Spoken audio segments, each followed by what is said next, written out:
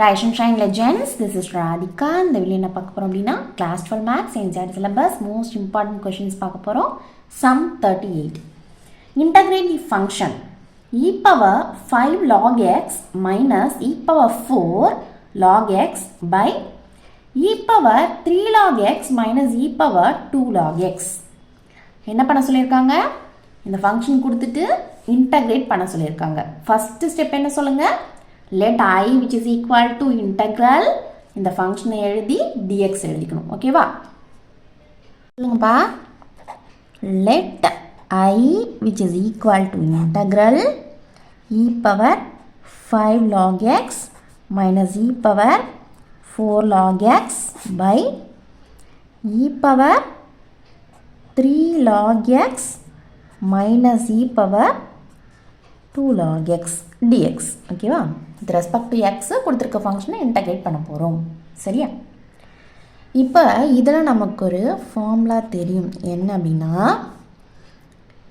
e power m log x, ஓகேவா, which is equal to e power log x power m which is equal to x power m. ஓகேவா? அதாவது இந்த மாதிரி இருக்கும் பொழுது இந்த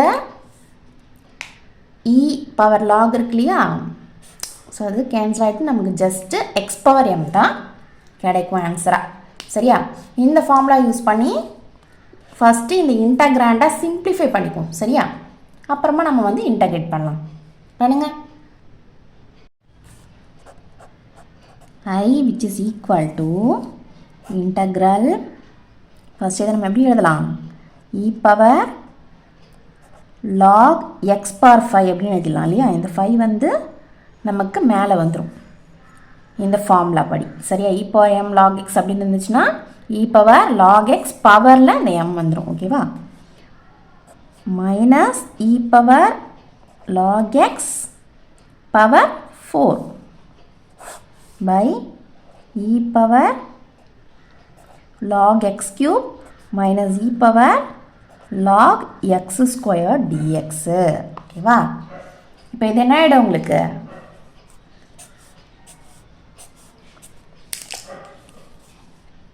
integral x power 5 minus x power 4 by x cube minus x square dx அப்படின்னு கிடச்சிரும். சரியாப்பா? புரியுதா இது? இப்போ என்ன பண்ணலாம் சொல்லுங்க? which is equal to, நான் இதுலேருந்து என்ன பண்ண போகிறேன் அப்படின்னா x பவர் 4 நியூமரேட்டில் காமனாக எடுக்கிறேன். அப்படி எடுத்துட்டேன்னா இதில் என்ன இருக்கும்? இந்த டேர்மில் எக்ஸு மட்டும்தான் இருக்கும். சரியா? x பவர் 5 இருந்து நான் x பவர் 4 வெளில எடுத்துட்டேன்னா ஒரே ஒரு x தான் இருக்கும் இல்லையா? மைனஸ் இந்த x பவர் 4 வெளில வந்துருச்சுன்னா இங்கே 1 வந்துடும். பை இங்கே என்ன இருக்கும்? அதே மாதிரி இது ரெண்டுத்துல இருந்தும் நான் x ஸ்கொயர்டாக காமனாக எடுத்துட்டேன் அப்படின்னா இதுக்குள்ளே ஒரே ஒரு x இருக்கும், சென்டரில் மைனஸ் இருக்குது. இந்த x ஸ்கொயர்டு வெளில வந்துருச்சுன்னா இங்கே 1 இருக்கும் dx. இப்போ என்ன பண்ணலாம்? இந்த x மைனஸ் 1ஐயும் x மைனஸ் 1ஐயும் கேன்சல் பண்ணிடலாம். ஏன்னா இவங்க எப்படி இருக்காங்க?